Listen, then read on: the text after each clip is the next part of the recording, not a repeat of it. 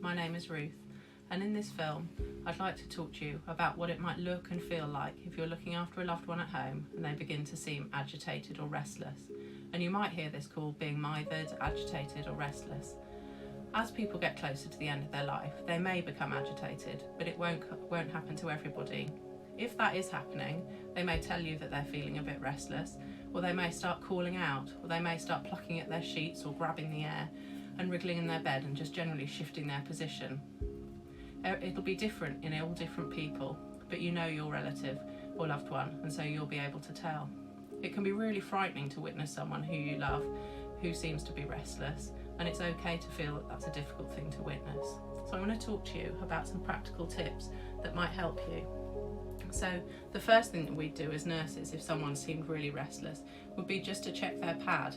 So potentially they might have had their bowels open or be in a wet pad, and that if that's changed, that can settle them down. Secondly, things like providing reassuring touch, so maybe holding their hand or stroking their hair or providing soothing music. And it might be trial and error that you don't know necessarily what will work, but you'll soon learn to find out. It may be that their agitation or restlessness is caused by a reversible cause, such as having a really full bladder or bowel, and you might need to speak to their medical team who'd be able to assess this. And it may be that they'd prescribe some medicines which might help get their bowel moving, or possibly recommend a catheter to help drain the urine. And it may be that they're restless because they're in pain or they're worried.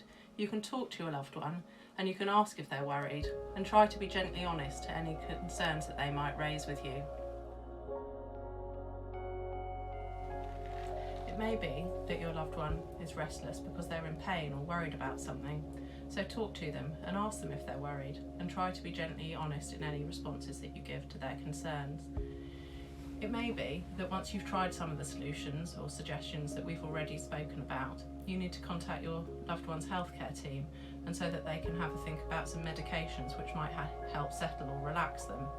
And it may be that these are given through an injection or a pump. If you are concerned that your loved one still seems restless and you've tried some of these things that I've talked about in this film, then please contact your hospice or your GP for some further advice.